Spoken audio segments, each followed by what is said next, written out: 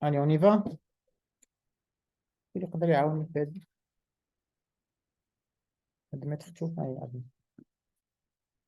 Allez, le A3, c'était quoi? C'était les antibiotiques. Et là, on est en train de parler du Golden Day. Ça veut dire quoi? On va essayer de voir les situations où on doit rapidement donner un antibiotique. D'accord? Parce que s'il n'y a pas d'urgence antibiothérapeutique, on peut attendre le temps de faire les prélèvements, etc. Mais il y a ce que nous appelons les urgences antibiothérapie. Ça veut dire faites rapidement hémoculture et commencez l'antibiothérapie. D'accord? On se marre, c'est après là. Alors, tout le monde muet, tout le monde en parle. Tu m'as raté, c'est bon, les amis, dans le chat aussi. Donc, allez, quelles sont les urgences antibiothérapiques? Et vous les notez à vie. Si vous faites des gardes en tant qu'interne, en tant qu'interne CHP, en tant que résident, rappelez-vous de ces indications. Ne prescrivez pas des antibiotiques rapidement, sauf dans ces six situations. Allez, la première urgence, Beina. La Beina, voilà, c'est les infections neuroméningées et particulièrement le purpura humain. Donc, les Beina bzef, exactement dans le chat, c'est l'infection neuroméningée. Les infections neuroméningées et particulièrement le purpura fulminans. D'accord? Les infections neuroméningées de façon générale. Méningite, méningoencéphalite, toutes les infections neuroméningiques. Très bien. Il y a une. Alors, les amis, je peux les alors, deuxième indication, ce qui est très intéressant aussi, c'est.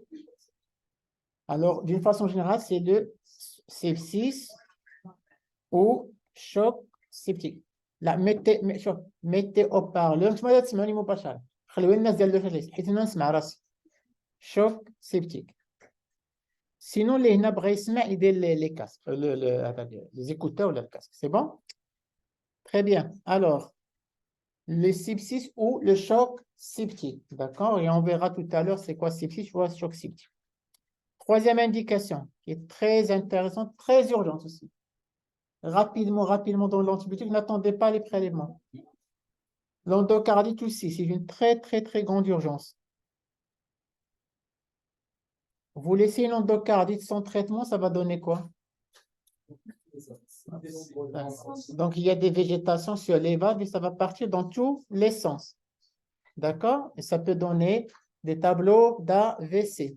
Vous notez à comme tout AVC ischémique fibrile, c'est un embolie jusqu'à preuve de contraire, fluorescent.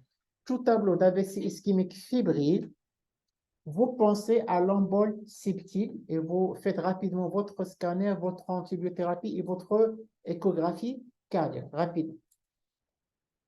Donc, l'endocardite infectieuse, d'accord? Très bien, on avance. Quatrième indication, c'est quoi? Miliaire, sepsis, oui. L'ostéomyélite aiguë, ça donc on a toujours appris ça dans nos cours de chirurgie pédiatrique. L'ostéomyélite aiguë, c'est une grande urgence. Alors, mais il y a les infections neuroméningées, d'accord? Très bien. Ostéomyélite aiguë, cinquième indication urgente. Ça a été dit, malheureusement, on a vécu récemment au Maroc Covid, hein. Une malheureuse histoire où il y avait un produit bizarroïde, bon, qui a donné quoi? Une endophthalmie qui est une complication possible à éviter, mais ça a donné lieu à une endophthalmie. Et l'endophthalmie, malheureusement, c'est la fonction de l'œil qui part. C'est bon? Il y a une sixième urgence antibiothérapeutique, c'est quoi? Justement sur les mains, comme ça a été dit. Donc, c'est toute infection chez l'immunodéprimé. Toute infection chez l'immunodéprimé et particulièrement la neutropénie fébrile. D'accord? Vous notez la neutropénie fébrile, une extrême urgence. Une extrême urgence. L'urgence par excellence, la neutropénie fébrile. Les cellules d'acné aussi. Alors, quand je dis sepsis, choc septique, ce sont, peu importe le point de départ. Donc, on répète les six urgences antibiothérapie. Ça serait quoi? Les infections neuroméningées, le sepsis, choc septique, endocardite, ostéomyélite aiguë, endophtalmie et toute infection chez les immunodéprimés. D'accord? Alors, cette année, sur Pygmalion, on va détailler le numéro 2, le sepsis et choc septique d'une façon générale. D'accord? D'une façon générale. Alors, vous notez avec moi, c'est quoi le sepsis? Allez, c'est quoi un sepsis? Comment on peut définir un sepsis? Est-ce que c'est toujours sur bactériémie? Ben, ça peut être fongique, ça peut être viral. Non, c'est pas. C'est un sepsis d'origine infectieuse. Oui, mais déjà, ben, c'est quoi? Pas tout le temps. Pas tout le temps. C'est une décharge. Alors, on va imaginer maintenant que finalement, Iman, il a été touché, il a attrapé le virus de la grippe. D'accord? Est-ce que Iman va faire un sepsis Non. Qu'est-ce qu'il va faire? Quels sont les signes que Iman va présenter? Il a attrapé un virus. C'est-à-dire, il va avoir un peu de céphalée, un peu de fièvre, myalgie, asthénique. Est-ce que ça, c'est un sepsis? C'était c'est une infection. C'est une infection. Et pourquoi ce n'était pas un sepsis? Parce que sa réponse à elle, elle était juste correcte. Il n'a pas dépassé les limites. Et comment on a su qu'il était en train de réagir avec le virus? Avec les signes cliniques. Si son infection était exagérée, qu'est-ce qu'on aura? Donc, son corps, il est en train de se battre contre les virus, mais aussi contre son propre corps. بحال شي R4 هكا وقلنا لها سيري ب 200 km à l'heure. Est-ce qu'il va le faire? Non, les pneus, ils vont exploser et c'est pas possible. Donc, quelle est la définition du sepsis finalement? Donc, c'est une réponse dite inappropriée. Rappelez-vous de c'est une définition universelle. Si on vous pose cette question dans vos concours, la chihaja, dites ça. Réponse inappropriée de quoi? Réponse inappropriée, pardon, j'ai oublié, inappropriée de l'hôte par rapport à un micro-organisme. Réponse inappropriée de l'autre par rapport à un micro-organisme. D'accord? Donc, le mot inapproprié, vous mettez un fluorescence très, très important parce que ne faut pas mélanger infection et sepsis. Quand on est juste infecté, c'est que le corps réagit d'une façon normale. Il faut le laisser faire. D'accord? Il ne faut pas arrêter. C'est ce qui s'est passé parfois pour la période Covid, là, non, avant, parce que on faisait un syndrome grippal, beaucoup de médecins, malheureusement, donnaient des corticoïdes rapidement. Alors qu'il ne fallait pas, il faut laisser le corps se défendre avec sa propre inflammation. Et le fait de donner des corticoïdes lorsqu'il ne le faut pas, malheureusement, ça a donné des.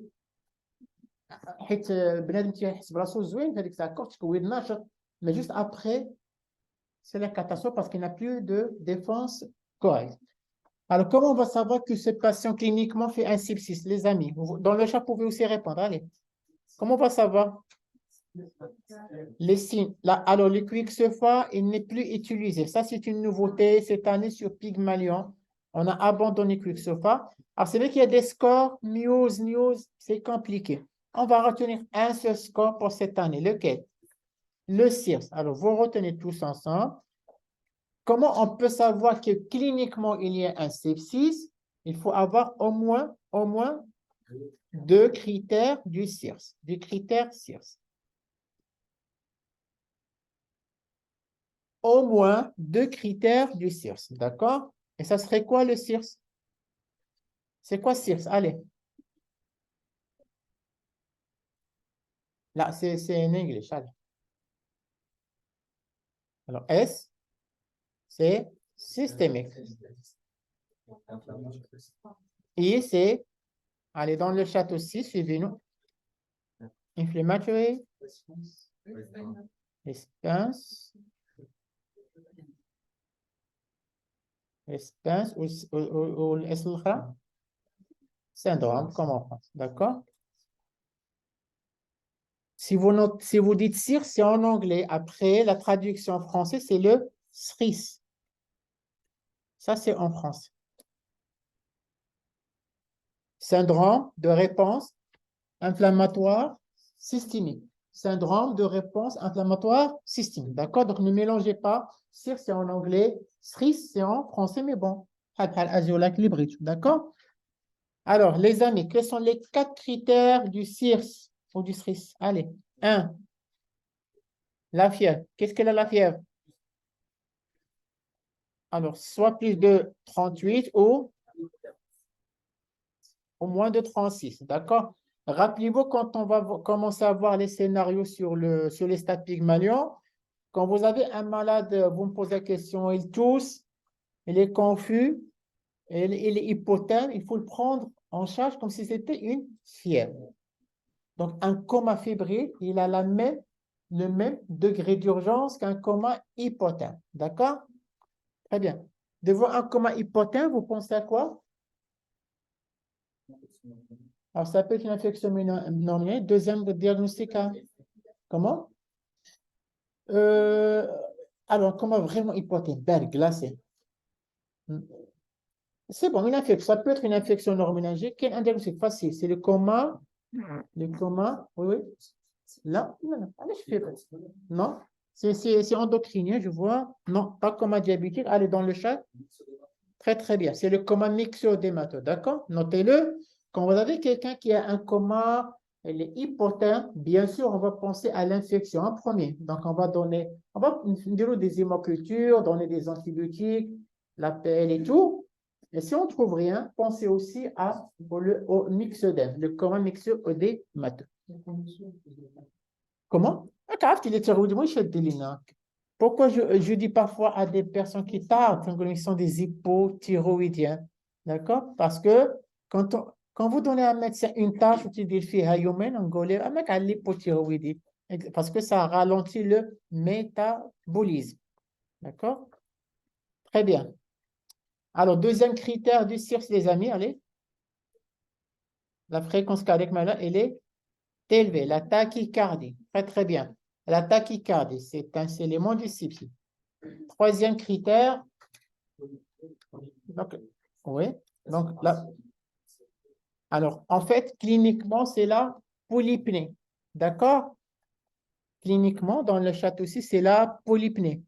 Et il y a un indice indirect au niveau des gaz du sang. Comment on sait que les patients, il est polypnéique? Parce que plus je respire, plus je dégage du CO2. Donc, le troisième critère, c'est soit la polypnée et ou l'hypocapnie. Ce n'est pas l'acidose, c'est l'alcalose. Retenez-le. C'est l'alcalose respiratoire. Donc, polypnée et ou alcalose. Bon, diminution du CO2. Quatrième et dernier critère, les amis, c'est quoi? C'est les globules blancs. Donc, c'est-à-dire, soit hyperleucocytose au-delà de 12 000, ça a été dit par Riatri, soit moins de 4 000. D'accord? Oui, bon, il y a cette histoire de 10%, mais c'est rare que la NMS, c'est 10% et mature. Retenez juste 12 000, 4 000. On va rester simple. 12 000, 4 000. C'est bon? Si vous avez deux de ces critères en moins, plus une infection, vous êtes dans le droit de parler de quoi? De sepsis. D'accord? Et le sepsis vous donne rapidement des antibiotiques. Maintenant, pour finir cette parenthèse, quand est-ce qu'on va parler cette fois-ci de choc septique? Oui, mais quels sont les critères? Allez. Avant même, le premier critère. Comment avoir un sepsis. La première des choses, d'avoir un سبسيس. اللي دوينا عليه غير دابا شوية. D'accord. Oui, seulement, on va détailler un peu plus ça. Deuxième critère, c'est quoi? Mais qui déclenche l'instabilité hémodynamique? L'hypotension, qu'on n'arrive pas à... J'ai entendu, oui? Très, très bien, bravo, Alex. C'est l'hypotension réfractaire. Alors, vous notez chez vous, à partir de quand on parle d'une hypotension réfractaire? Mariam, c'est réfractaire. C'est quoi réfractaire? C'est-à-dire, malgré le remplissage, je n'arrive pas à... Alors, quand tu as le C, c'était quoi le C? Oui. Quel est le C qu'on cherche en vrai? 65 mm de mercure, la pression artérielle moyenne. Si vous remplissez avec le sérum, et vous n'arrivez pas à faire 65, vous êtes obligé d'introduire la noradrénaline. Une fois que la noradrénaline, c'est bon, c'est une hypotension réfractaire. Donc, une hypotension réfractaire, c'est quand on n'arrive pas à avoir notre C que par le remplissage. C'est bon? Très bien. Troisième critère. Alors, vous recevez un malade en réa, il vomit, il a de la diarrhée, il a très mal à l'abdomen et il est fébrile. Vous pensez à quoi? Ça peut être une gastro-entérite. D'accord? Ça peut être une gastro-entérite. C'est une infection ou pas? Oui, très bien. Ce patient vomit, il a de la diarrhée. Comment va être sa tension? Basse, mais on ne va pas savoir s'il s'agit d'un choc septique ou l'arrêt qui a une hypovolémie. D'accord? Donc, le troisième critère, c'est quoi? Il ne faut pas que cette hypotension soit due à une hypovolémie. حيت هو راه اصلا غادي يجيب لا طونسيون باس عندك تزرفو عمرو بعدا نغيدغاتي ونشوفوا هذيك الساعه. Donc, cette hypotension non expliquée par l'hypovolémie. Donc, absence d'hypovolémie. Là seulement, on va arriver au lactate. Absence d'hypovolémie. D'accord? Et le quatrième dernier critère, c'est quoi? Ça a été dit dans le chat. C'est augmentation de la lactatine. Pourquoi les lactates montent? Donc, parce qu'on a une hypoperfusion tissulaire qui va donner quoi? On a dit les premiers stades, qui va donner une hypoxie tissulaire. Et du coup, c'est l'anaérobiose et du coup, c'est la production de l'acide lactique. C'est bon? Donc, retenez bien le sepsis et le choc septique, la définition du sepsis, les critères CIRS et les critères du choc septique. C'est clair? Très, très bien. Allez, on va passer d'abord le A4. C'est quoi le A4? Alors, cette année, au lieu de dire anticoagulant, c'est la première fois de dire Pygmalion, vous mettez antithrombotique. C'est bon? On est bien d'accord? Oui. Antithrombotique.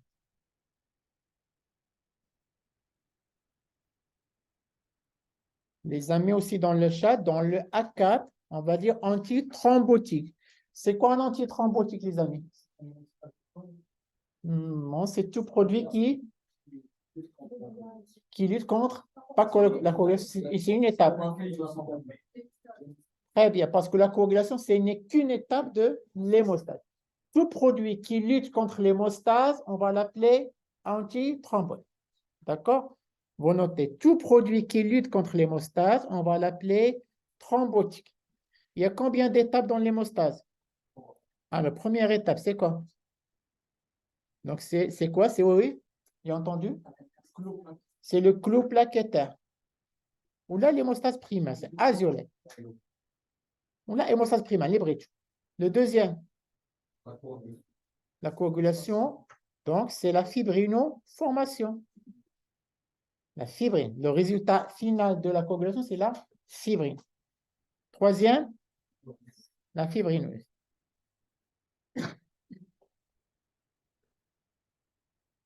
Donc, comment je peux être un antithrombotique? Je peux faire quoi? je peux agir sur l'une des étapes. Je peux faire quoi pour la première étape, par exemple? Je vais l'inhiber ou l'activer? Je vais l'inhiber. Et dans ce cas, je serai quoi comme antithrombotique? Très bien, je serai un anti-agrégant plaquettaire. Donc, les anti-agrégants plaquettaires, ce sont des antithrombotiques. Ce ne sont pas des anticoagulants. Comment je peux faire aussi pour être un antithrombotique? Je peux faire quoi aussi? Vu les états, je peux faire quoi? Je peux l'arrêter ou l'activer. Donc, je vais l'inhiber peut-être, oui, je peux. Et dans ce cas, je serai un anticoagulant. Très, très bien. Et enfin, qu'est-ce que je peux faire par rapport à la phase 3? Je vais l'activer. Et dans ce cas-là, je vais être un thrombolytique. Thrombolytique. Par exemple, les AVK, c'est quoi comme catégorie, les amis? La totale. C'est un antithrombotique anticoagulant. Les AVK sont des antithrombotiques anticoagulants. L'aspirine, antithrombotique, antiagrégant, plaquette. Donc, ne mélangez pas, d'accord? Ne mélangez pas. Ça marche? Très bien. Donc, les médicaments, on les donne en cas de thrombose, OK? Si vous pensez, si vous pensez que la thrombose, elle est beaucoup plus au niveau veineux, on va donner plus le 2 ou le 1? Les anticoagulants. Regarde, les thromboses veineuses, il y a une participation énorme de la fibrine. Et dans ce cas, on va mettre l'accès sur quoi? Sur les anticoagulants. Quelle est une thrombose veineuse? Dites-moi une embolie pulmonaire. Quoi d'autre? Thrombophlébite aussi. D'accord? Très, très bien. Aussi, dans le chat, c'est de très bonnes réponses. Les thromboses au niveau artériel, on va le paquet sur les anti-agrégés. Pourquoi? Les thromboses artérielles qui ont une participation des plaquettes plus que fibrine. Et du coup, c'est bon? Une thrombose artérielle, une pathologie? Le syndrome coronarien aigu. D'accord? Les AOMI, les AVC ischémiques.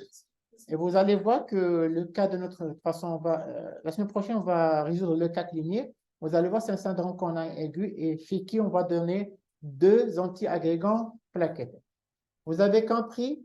Donc, les thromboses veineuses, mettez le paquet sur les anticoagulants. Les thromboses artérielles, renforcez les traitements anti-agrégants. C'est bon? On va commencer par les anti-agrégants. Dites-moi comment se passe quand il y a une brèche vasculaire? Qu'est-ce qui se passe? Le premier temps. Donc, j'ai un vaisseau comme ça et elle est bréchée ici. Qu'est-ce qui se passe? Donc, il y a une vasoconstriction qui va limiter le débit jusqu'à 40%. Et ensuite, supposons ça, c'est la brèche. Ça, c'est le tissu sous-endothélial, OK? Qu'est-ce qui va se passer? Comment? Là? L'adhésion plaquettaire. Très, très bien. Alors, il y a des plaquettes ici qui adhèrent, d'accord, au sous-endothélium. Ils adhèrent avec quel facteur? Vous le connaissez? Le facteur de Willebrand. OK, très bien. Quand ils vont adhérer comme ça. Est-ce que c'est suffisant? Est-ce que vous pensez que ces quelques plaquettes elles sont suffisantes? Non. Donc, ils sont instables. Le son radifiant. OK? Alors, que vont faire les plaquettes par contre quand ils adhèrent?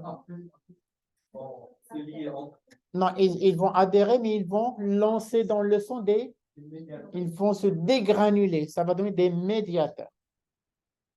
Ils vont plus être des plaquettes comme des sous, ils vont devenir rugueuses et libérer leur contenu. Donc, ils vont libérer les médiateurs à l'intérieur. D'accord?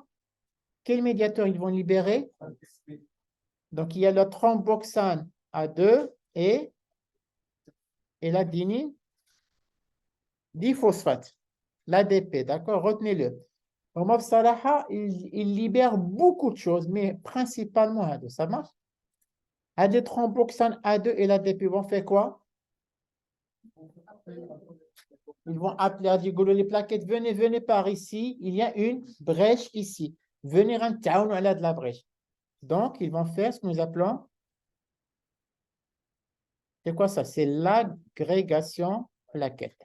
D'accord? C'est un clou qui est vraiment solide, mais il est instable. Qu'est-ce qui va se faire en même temps? Donc, il y a la fibrine, Hashishibka qui les maintient. Donc, la fibrine se constitue en même temps et elle va consolider cette agrégation plaquette. C'est la fibrine. OK? C'est bon. Alors, comment la fibrine s'attache aux plaquettes? Donc, alors, supposons ça, c'est la plaquette. La plaquette, c'est ça, OK? Une autre plaquette, c'est là. Et à la surface, il y a des glycoprotéines.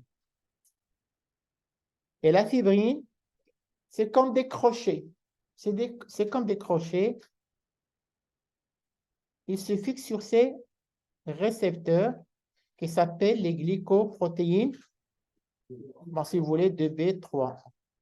Retenez juste les GP, les glycoprotéines. Ça marche? Très bien. À partir de ce schéma-là, comment je peux être un antiagrégant plaquettaire? Je peux faire quoi à la fois? Je peux arrêter la libération de thromboxane. Je peux inhiber la libération du thromboxane. Et je serai quoi dans ce cas-là? C'est l'acide acétylsalicyle. Je peux faire quoi aussi? Là, avant même, je peux arrêter la libération de quoi? Voilà, exactement, Lubna. Je vais arrêter la dégranulation de l'ADP. Et je serai quoi? C'est une famille. Maya. Je serai une dihydropyridine. Les dihydropyridines.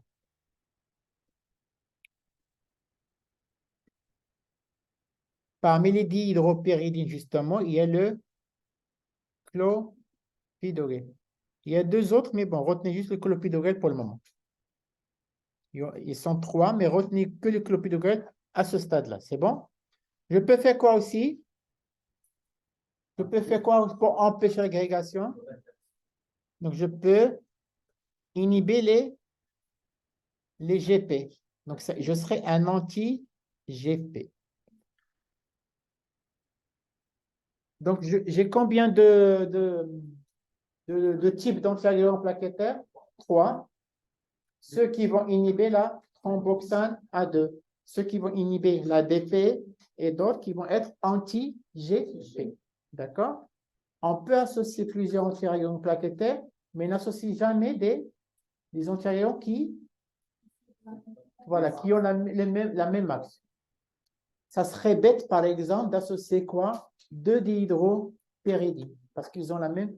D'accord? On peut associer, mais à condition qu'ils ont différents sites d'action. C'est bon? Alors maintenant, on va partir à cette fameuse cascade de chaque année. Et c'est la cascade de la coagulation. Vous prenez une page vide, on va la remplir pour faire le schéma de la cascade de la coagulation. C'est très connu, on le fait chaque année, c'est très bien. Donc, nous avons deux voies. La voie extrinsèque ou exogène et la voie intrinsèque ou endogène. La voie extrinsèque, ça veut dire quoi? Il faut qu'il y ait un contact entre le sang et l'extérieur du vaisseau. D'accord? Ça commence à l'extérieur du vaisseau à l'occasion d'une brèche. Donc, notez ici la voie exogène.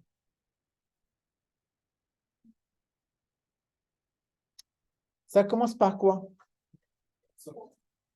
Non, c'est le facteur d'abord 7, yeah, qui une fois il va toucher le sous-endothéen, il va rencontrer le facteur 3 tessulaire, c'est ça?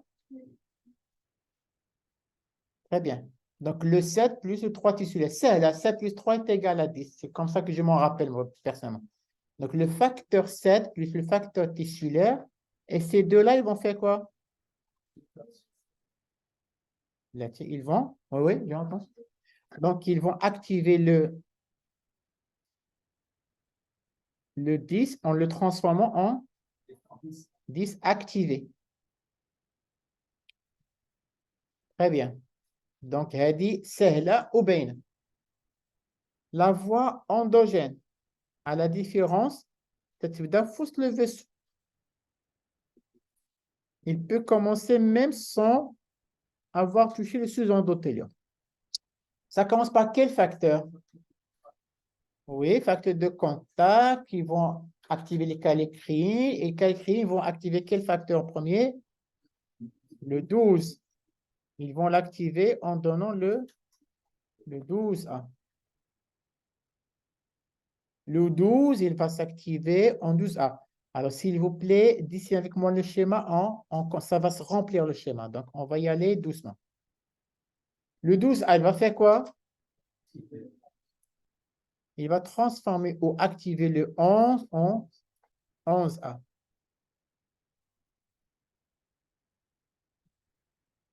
Donc, le 11A, il va faire quoi? Donc, il va transformer le 9 en 9A. Et le 9A, il va faire quoi? Là. Non, non. أصغر معنا. عندك عارف شي massage cardiaque. قلب عليه. Il va se lier. Il va se lier avec le quoi? Alors, laissez les phospholipides de calcium en dernier. Là, je vais vous simplifier la chose. Gars, tout ce que vous voyez comme flèche, on a besoin du calcium. On va le sondage. Toutes les flèches que vous voyez, il y a du calcium dedans, d'accord? Ça, on va y arriver tout à l'heure. Très bien, ça a été dit dans le chat. Le 9A, le 8, on va dire, il est opportuniste. Rétichouf le 9A activa, qu'il fait. Ça veut dire quoi? Le 8, il n'a pas besoin d'être activé. Alors, le 8 n'a pas besoin d'être activé. Dès qu'il voit que le 9 est activé, il dit, d'accord? Donc ici, c'est le 8. D'accord? Et le complexe ADN 9 plus 8, il va faire quoi?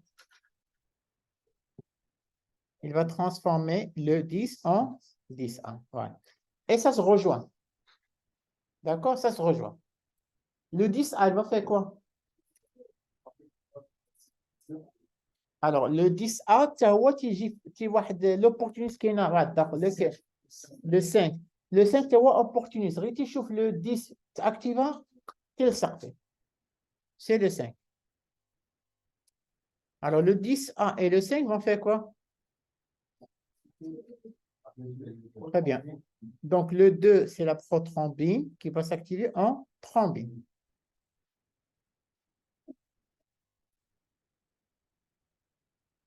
D'accord? Et la thrombine va faire quoi? Donc, il va activer le 1, qui est la fibrinogène, en fibrine. La fibrine, instable bien sûr, et qui va être stabilisée grâce au facteur 13.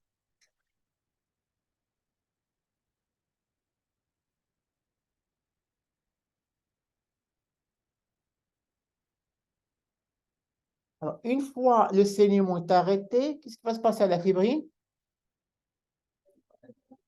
Il va être dégradé par? Donc, la plasmine, il va agir sur la fibrine pour donner quoi? Des produits de dégradation de fibrine. Donc, ici, c'est la plasmine.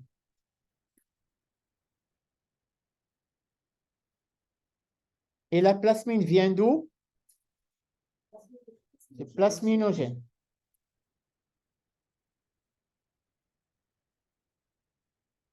Le plasminogène, grâce à l'activateur tissulaire, il devient plasmine. Et la plasmine, il va dégrader la fibrine en produit de dégradation de fibrine. Tout ça, c'est joli. C'est bon? C'est bon? Très, très bien. Maintenant, toujours, là, il y a un équilibre entre les facteurs que vous avez vus, effectivement des facteurs procoagulants. شي حاجة تتساعد شي حاجة c'est procoagulant, les facteurs procoagulants. Mais s'il n'y avait que des facteurs procoagulants, on va thromboser tout le temps. Donc, dans le corps humain, il y a aussi des facteurs inhibants, les inhibiteurs de la coagulation.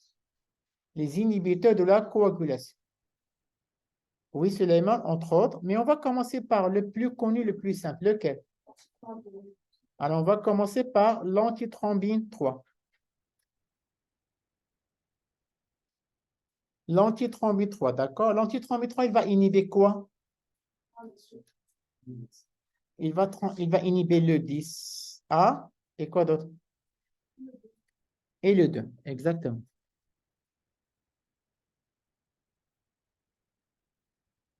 Donc, l'antithrombine 3, il inhibe à la fois le 10A et le 12A, d'accord?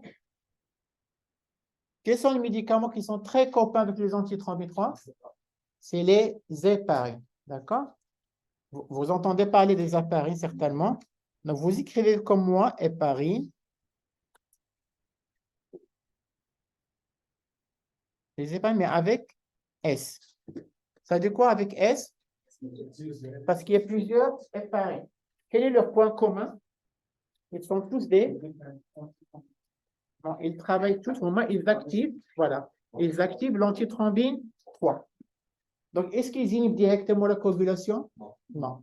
Donc, vous notez, les héparines, ce sont des anticoagulants indirects. Ça veut dire quoi, indirect?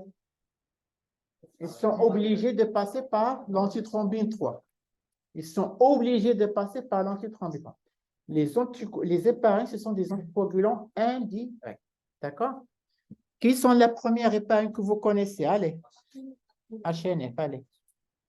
Les héparines non fractionnées. Alors, les HNF, les amis, est-ce qu'ils inhibent plus le disque ou le 2? Plus le 10 ou le 2? Ou le 2? Ni l'un ni l'autre. Parce que ils inhibent autant le 10 que le 2. D'accord? Quand je dis égal, ça veut dire quoi? Le 10 et le 2, ils sont inhibés de la même force. Vous notez. L'inhibition du 10, il définit l'efficacité du traitement anticoagulant. Donc, ça veut dire quoi? Plus ça inhibe, plus c'est efficace. Très bien. L'inhibition du 2 définit le risque de saignement. Ça veut dire quoi? Plus ça inhibe le 2, plus ça fait saigner. Donc, les anticoagulants type HNF, ils sont bien. Ils sont bien. Sauf que, donc, ils sont bien, ils sont efficaces, sauf ça risque de donner des saignements. Ça veut dire, il est la dose, ça peut faire saigner. C'est pour cette raison, quand on démarre un traitement par les héparines, il faut surveiller. Surveiller quoi? Là, les plaquettes, c'est un effet indésirable. D'abord, pour le risque de saignement. Le TCA. Quand on démarre un traitement par les héparines, il faut surveiller le TCA. D'accord? Très bien. علاش ils inhibent les deux à la fois بحال شي sac كبير وهزات كلشي parce qu'ils ont un poids moléculaire qui est très important. C'est pour ça donc هذاك الsac نقصنا منه شويه. Donc on a commencé à produire des héparines de bas poids moléculaire. Donc vous notez HBPM. Vous notez aussi dans le chat HBPM. HBPM, ils ont un poids moléculaire moins. Alors, dans le chat aussi, les HBPM, ils inhibent plus le 10 ou le 2? Oui, oui, ça, très bien. Ça inhibe beaucoup plus le 10 que le 2. Ça veut dire quoi? Elles sont efficaces. Ils font saigner, mais moins saigner. Ils font moins saigner. D'accord? C'est pour ça que les HPPM, quand on les donne, on ne va pas surveiller le T7. Très bien. On est encore gourmand. On veut vraiment un produit qui ne fait pas saigner. Oui, c'est le. Il y a un troisième type d'héparine. Dans le chat, vous le connaissez dans le chat aussi. Très bien sur les mains, c'est la fonda parinique.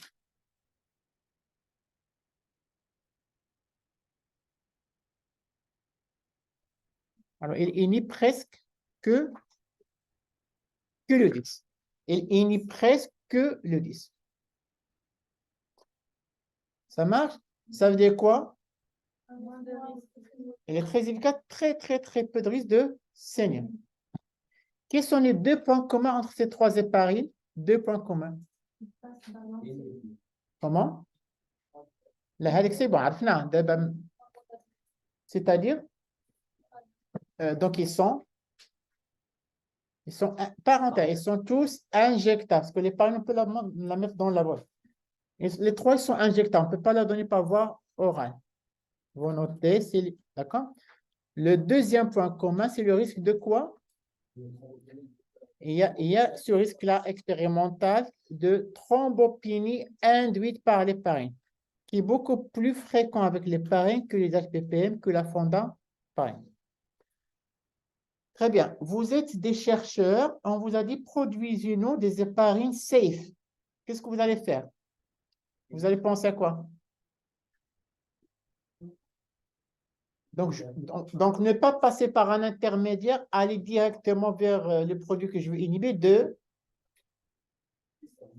اخترعوا لي شي médicament زوين vu هذا البروبليم اللي شفنا دابا je veux inventer un médicament au lieu de passer avec la 3 c'est ça je vais partir dire oui le bna très bien je vais avec la voie injectable سهل tu vois اللهم la voie orale et troisième chose bravo à les médicaments anticoagulants qui ne donnent pas de thrombopénie autre chose qui est contraignante aussi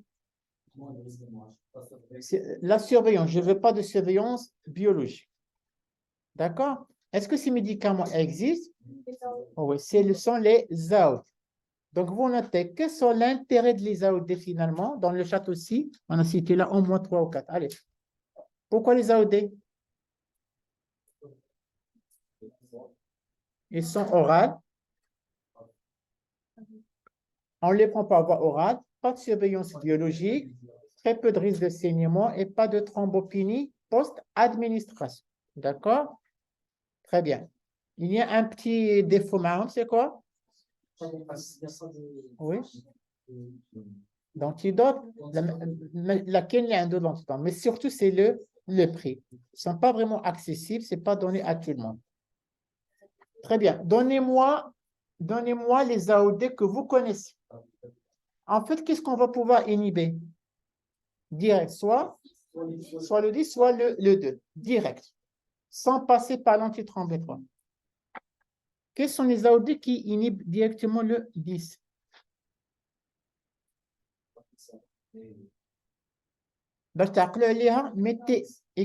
mettez XA au milieu. Mettez XA au milieu, c'est comme le 10A. Mettez XA au milieu. Comme ça, vous ne l'oubliez pas. Donc, le premier, c'est Rivaroxaban. Elle est très connue dans... Qui connaît son nom comme ça, mais bon, c'est pas grave.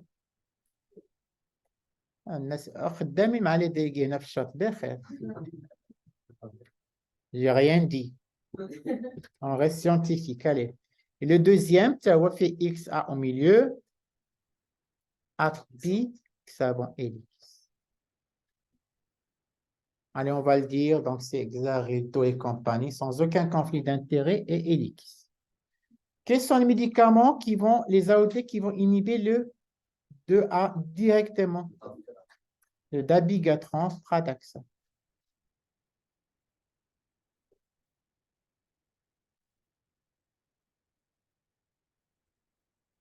Très bien. Donc, ça, c'était... donc, on a vu quoi comme inhibiteur? On a vu les pro-antithrombine 3, c'est ça? Les héparines. On a vu les AOD.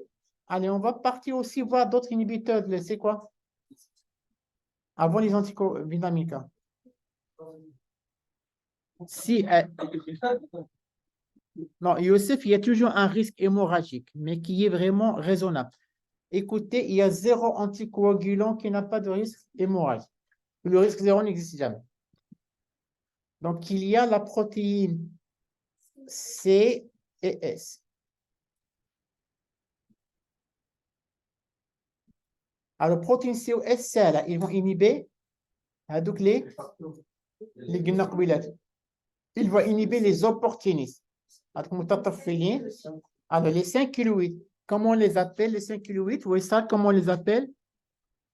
Les accélérateurs de la coagulation. Le 5 et le 8, c'est les accélérateurs de la coagulation. D'accord? Accélérateurs parce qu'ils n'ont pas besoin d'être activés, hop, directement dessus. D'accord? Donc, protéine C, S, ça va donner, ils vont inhiber quoi, justement? Donc, ils vont inhiber quoi? Les protéines CS, appelez-les accélérateur, CS, accélérateur. Donc, ils vont inhiber les accélérateurs, ce sont les 5 et le 8.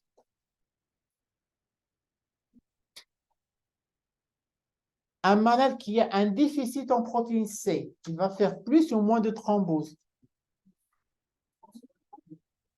يا سلام. أصيروا معنا في الشات. ركزوا. Un malade qui a un déficit en protéine CS, donc il aura moins d'inhibiteurs. Donc ça va thromboser plus. D'accord? C'est ce que nous appelons une. Très bien. La thrombophilie, le contraire. D'accord? La thrombophilie. La thrombophilie, c'est un terrain qui aide à la thrombose. Alors, question pour un champion. Vous recevez un patient aux urgences, jeune, il a 18 ans. Il a un AVC ischémique. Vous pensez à quoi? Non? J'ai acheté? Premier diagnostic à évoquer. FA, très très bien. FA, peut-être qu'il a fait une valvulopathie rhumatismale et qui a envoyé des emboles vers le haut. Donc, ça peut être une FA. D'accord? Donc, il faut faire rapidement scanner, demander un ECG. Si vous trouvez une fibrillation atriale, vous mettez une échographie cardiaque. Pourquoi? Pour chercher s'il n'y a pas un thrombus dans le cœur. Voilà, un thrombus dans les cavités cardiaques. D'accord? Si vous n'avez rien de tout ça, justement, pensez à la thrombophilie. Posez la question à la famille s'il n'y avait pas ses frères et sœurs qui sont morts avant d'une mort subite. C'est bon? Parce que c'est héréditaire. C'est bon? Très, très bien. Donc, retenez-le. La protéine CS, le déficit, c'est une thrombophilie. Oui, Sidi. Chez un patient jeune qui a un investissement. Oui. Mais pas en premier. Il y a d'autres choses à évoquer aussi chez les jeunes. C'est quoi? La drépanocytose, d'accord? En général, on commence par ces trois-là. Mais surtout la FA, sur RM, valvulopathie rhumatismale, la thrombophilie et la drépanocytose. Le reste, c'est très rare. Alors, un dernier anticoagulant, ça serait quoi? C'est les AVK. Alors, les AVK, ils inhibent quoi? La vitamine C. Alors, quels sont les facteurs qui sont inhibés par les 2, 5, 9, 2, 5. 27 حافظة ب 27 2 7 9 et 10. Comment on appelle ces facteurs? D'accord. Ce sont les facteurs P, P, P, S, B. P, B, S, B, ce sont les facteurs vitamino K dépendants. Le P, c'est quoi? P, c'est le 2, c'est la prothrombine. Le P, c'est la proconvertine, c'est le 7. Le S, Stewart. Le S, c'est le facteur 10, Stewart. Et le B, c'est quoi? C'est l'antihémophilique B, c'est le facteur 9. C'est bon? Beethoven. مثل الله يديك صغير ما شنو بيتهوفن الله يستر الله يستر. Mais si tu es de quelle ville? قلب عليه تا هو يدير بحال ابراهيم. Test. Bah, c'est bon. Inch'Allah, quand on sera à congrès, on va faire une session Beethoven. C'est bon? C'est bon? Est-ce que vous avez dessiné le schéma? On a fini. C'est ça la cascade de la coagulation. Et j'espère que vous avez pu quand même savoir quel médicament agit à quel niveau. Un dernier médicament, ce sont les thrombolytiques. Alors, ils font quoi les thrombolytiques? Ils font quoi? Ils vont activer quoi? Comment? Voilà, les thrombolytiques, ils vont activer l'activateur T-sul. Et du coup, ça va produire plus de plasmine et ça va dégrader la fibre. C'est bon? Alors, ce qui est important, la prescription d'INA, quand on va donner par exemple un anticoagulant, il faut savoir si c'est une anticoagulation préventive. Ça veut dire quoi préventive? C'est juste le patient il est alité et je veux prévenir un accident thromboembolique. Très bien. Et dans ce cas, je vais donner une dose normale. Comment on l'appelle cette dose?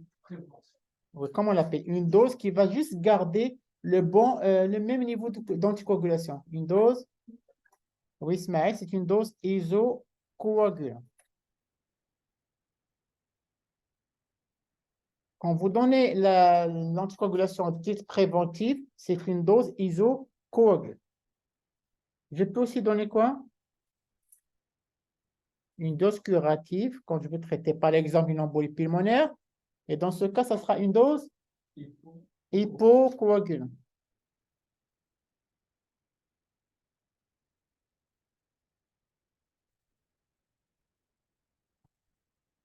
C'est bon? En général, c'est le double de la dose isocoagulante. Ça marche?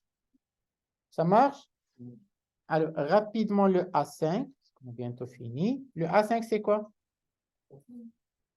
Mais là, anti-ulcère de stress. Vous avez le choix entre 3 molécules, mais on va garder une seule. Alors, en premier, ce sont les inhibiteurs de la pompe à protons. Le deuxième, ce sont les anti-H2. Le troisième sont les pansements gastriques. Qu'on peut donner par voie digestive, mais sincèrement, ça ne discute presque plus. Ce sont les choix, c'est pour les IP. H2, à ton avis, si je te repose la question, comment agissent les anti-H2? 2. Et qu'est-ce qui va se passer après? D'accord, donc la sécrétion gastrique acide, il va diminuer avec une augmentation de la production du mucus gastrique. Donc, et ça protège. Sauf que, mais bon, ça c'est des détails, les anti-H2, n'oubliez pas que ça diminue, ça donne une petite vasoconstriction de l'artériole afférente. Donc, quelqu'un qui a une fonction rénale limite, il y a un choix qui est raisonnable, très peu de contre-indications, ce sont les IP. Maintenant, en réel, c'est pratiquement que les IP. On se pose, il est c'est-à-dire pour longtemps, pas pour en aigu, non seulement, pas en aigu. En aigu, c'est pas grave. Le A6, c'est quoi? Après, on va faire des exercices, allez.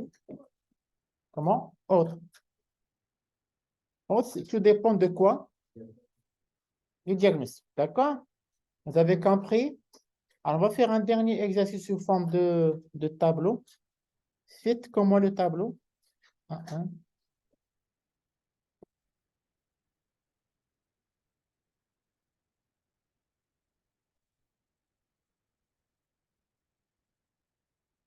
Alors, syndrome coronarien aigu. Le A1, vous donnez ou pas? Ben oui, il a besoin des apports. Darore. Le A2. Oui, parce qu'il a une douleur thoracique. Le A3. Est-ce qu'il a besoin d'antibiotiques? Le A4, antithrombotique. Le A5. Oui. Le A6. Qu'est-ce que vous pouvez rajouter? Sur place, sur place. Statine, c'est après 24. Les dérivés nitrés, par exemple, je vais le rajouter. Allez, acidocétose diabétique. Le A1. Le A2, c'est là une douleur abdominale. Donc, un dindel plus ou moins. Ça dépend ce qu'il a mal. Le A3, excellent. S'il y a une infection qu'il a décompensée. Le A4, pas vraiment. Le A5, le A6, très bien, l'insuline. Vous avez compris comment on raisonne? Allez, AVC hémorragique. Hémorragie méningale, AVC. Le A1, oui, en sérum salé. Vous vous rappelez? Pas de glucose. Le A2, pas de calcium aussi. Le A2, ben oui, alors, il aura très mal. Même s'il ne le dit pas, il aura très, très mal. Le A3, non, AVC hémorragique. C'est non. Le A4, c'est non. Et dans ce cas, comment on va prévenir la maladie thromboembolique? En mettant des bas de Cantos. La prévention mécanique. Le A5, oui. Le A6, oui. C'est quoi autre? On peut donner des inhibiteurs classiques qui vont inhiber principalement les vaisseaux cérébraux. Et je peux même donner un anticonvulsif. C'est bon? Alors, une méningite, allez. A1, vous donnez. A2, A3, A4, non. A5, A6. C'est quoi autre? Ce sont des petits... Les corticoïdes, très très bien. Quand vous avez une méningite purulente, il faut donner et les corticoïdes et les antibiotiques. D'accord? Les corticoïdes vont réduire l'inflammation et laisser passer les antibiotiques. Il est qu'un peu perfémulant choc septique, on va donner de la noradrénaline aussi. Juste la côte.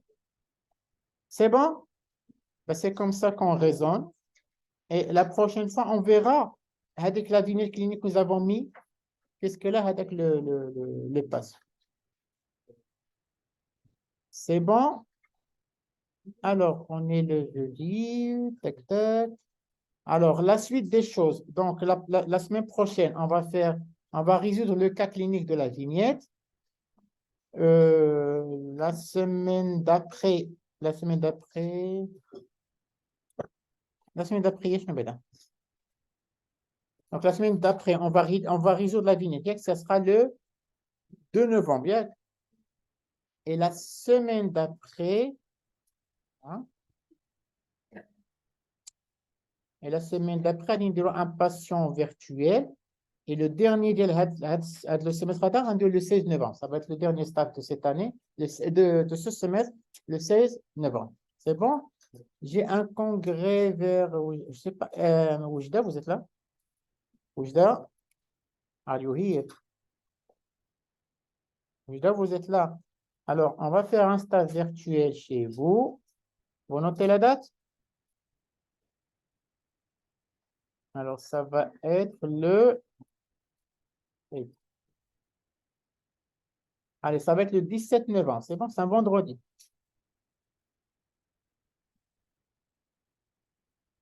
Voilà. Là, le dernier, ça va être les amis, le dernier staff, ça va être le 23 novembre, après de l'Oujda. Donc, Oujda, le 17 novembre, si quelqu'un peut commencer à organiser.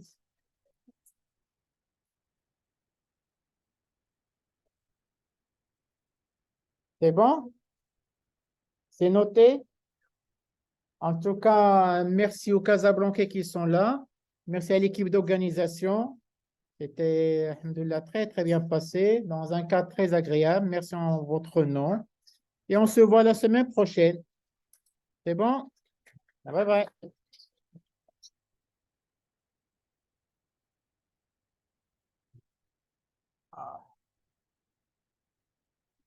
Merci les copains.